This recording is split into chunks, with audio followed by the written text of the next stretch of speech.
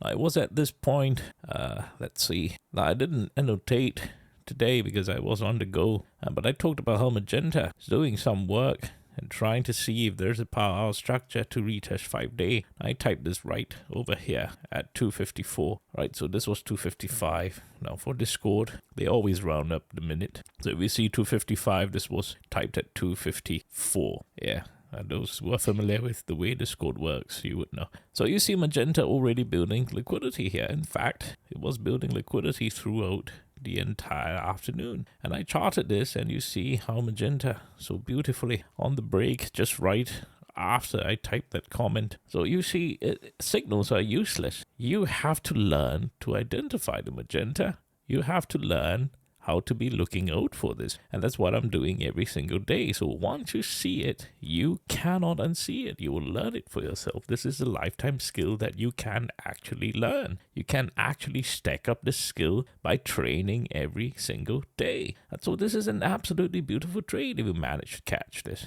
And at this point here, I talked about how it will be up till the QQQ 5-day moving average. And this was at 303 right here. This was 303. I told you to protect. You have to protect by the time we reach that QQQ 5-day moving average. These are contextual clues. And thereafter, we managed to find the liquidity wedge here at 318. I said, do you see the magenta and pink wedge? Magenta and pink, absolutely right there. Look, at 318, which was about here, you could already know where this is going because you have the algorithms penny perfect and helping you to plan what's your next setup. And in this case, there was just absolutely no setup because we already saw the wedge. So if it's not breaking out of the wedge, there is absolutely no trade. You cannot be taking a final 10 minutes trade in the wedge because you just don't have the runway in order to close the strikes or get into the money. That's the beauty of trading 0-day to expiry options. You need something to get into the strike in the final 10 minutes in order for you to have the accelerated profits. So once you identify the wedge,